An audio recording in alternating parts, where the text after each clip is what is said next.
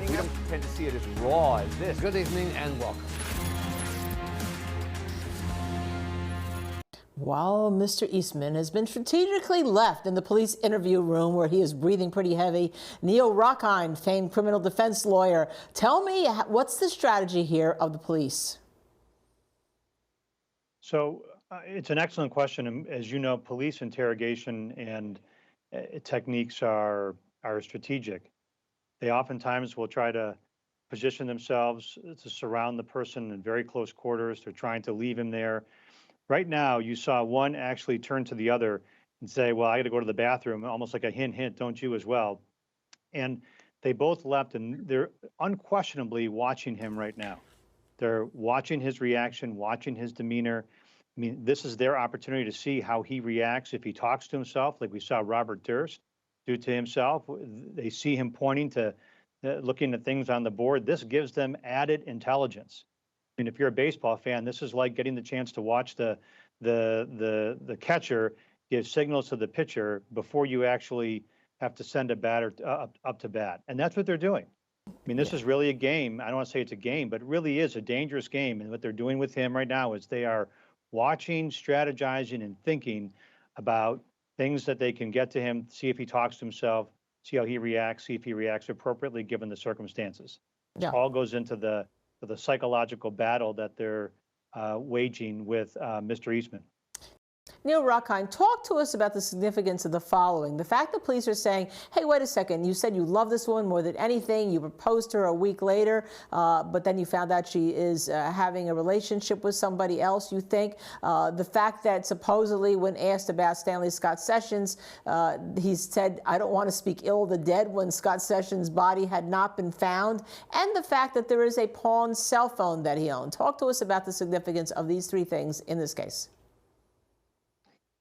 This is a fairly common, and right now we see the reason why. This gives us an inside look at how police conduct interrogations. Their goal in attempting to establish that he loved her and establish that they know and let him know that he loved her is to try to establish a connection between them. We know that you wouldn't want to actually do anything. You know that you were motivated by love and by desire and potentially by heartbreak. So they're trying to establish create a connection between he and try to establish that they know and they can sympathize in a way with whatever his feelings were for her, and ultimately his feelings that he ended up being cheated on or betrayed. And that's what they're trying to do, is to say, we understand. Let's get past whether or not you actually did it. Let's get past that. We know you did that. Let's talk about why. And now they're trying to trap him with this idea about, well, you said you don't want to speak ill of the dead, but you couldn't possibly have known that he was dead because we didn't tell you that. And so they're trying to, whether that's true or not, they're trying to make him feel like he slipped up. Again, trying to nudge him and push him closer and closer to admitting that he took part. And the third is this idea of the phone and the other information. What they're really trying to do, Linda, and you see it, and we know that that's what they're trying to do, is to push him more and more, not accept any denials on his part. They're trying to push him to the point that, okay, we're past that. This is going to help you get it off your chest. They're not taking a denial. They're going in with the assumption that this is what happened, that you were there, that you killed these people.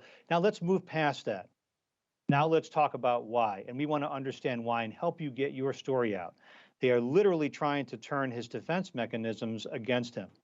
And to make him feel like the only way that he can get any sort of help or feel better or establish any connection with these police officers is to not just admit it, but to then explain why. And so this is really what we see playing out. This is a pretty classic interrogation technique by the police. And Neil, we have about less than 60 seconds left. Right now, the police are trying to get him to confess a lot, as we know, all right? Get it off your chest. Get over that speed bump. It won't hurt. But he is not agreeing to it. But this interview hurts him just as if he had confessed, doesn't it? Yes, in many ways it does. Linda, you're so right. It hurts him because he's admitting so much. He's back and forth. He's admitting to motive, and there are also some things that he's denying that they have evidence of. And if he doesn't have a ready-made explanation as he's in the interrogation room, he's just giving them more and more evidence of his of Yeah. obfuscation. If he were to Yeah. come in later at trial and say, "Oh, now I remember everything that they were asking me, and now I happen to remember it all," it really doesn't come across very credible.